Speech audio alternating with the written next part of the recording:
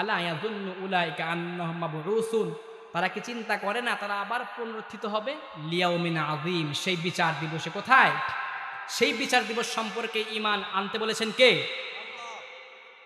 কারা পুনরুত্থিত হবে এই আয়াতের সম্পর্কে যদি জানতে চাই, এর পূর্বের আবার কিছু আয়াত শুনতে হবে।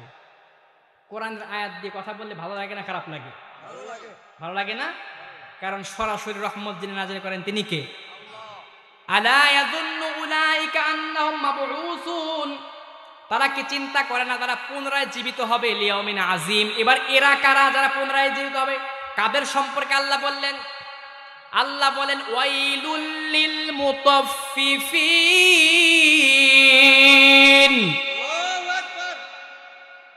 দুর্ভোগ কপাল পরা সেই সমস্ত ব্যবসায়ীরা।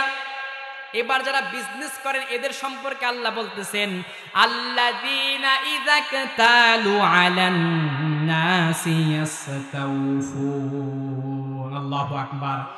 যারা মানুষের কাছ থেকে মেপে নেওয়ার সময় পূর্ণ মাত্রায় মেপে নেয়, ওয়া ইযা কালুহুম আও ওয়াজানুহুম ইখসিরুন, কিন্তু মানুষকে দেওয়ার সময় সেটা আর পূর্ণ মাত্রায় দেয় না, মাপে কম দেয়।